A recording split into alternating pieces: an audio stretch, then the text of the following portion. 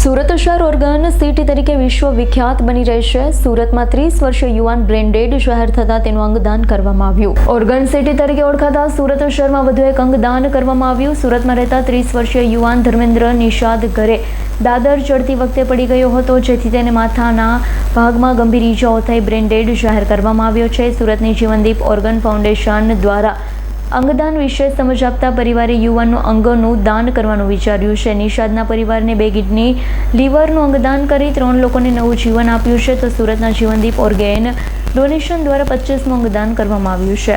વિપુલ Talaviya Jeevandeep organ donation foundation Surat ગતરોજ diamond હોસ્પિટલથી doctor Haresh Pagada સાહેબનો ફોન આવેલો કે અમારે ત્યાં એક બ્રેન ડેડ પેશન્ટ છે, તો આપ આવો તો આપણે બધા સાથે મળીને તેઓને સમજાવીએ। હું અમારી ટીમના PM ગોંડલિયા, ડોક્ટર નિલેશ કાછડિયા સાહેબ, ડાયમંડ હોસ્પિટલના ચેરમેન શ્રી CP વાનાણી સાહેબ, ડોક્ટર હરેશ પાગડા સાહેબ, દિનેશભાઈ નાવડિયા, માવજીભાઈ માવાણી સહિત તમામ લોકોના યથાર્થ પ્રયત્નોથી અંગદાનની સંમતિ મળી હતી।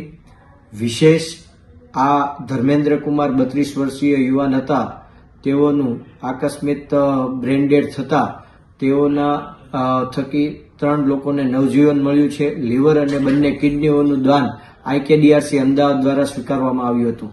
Bureau report S9 news Surat.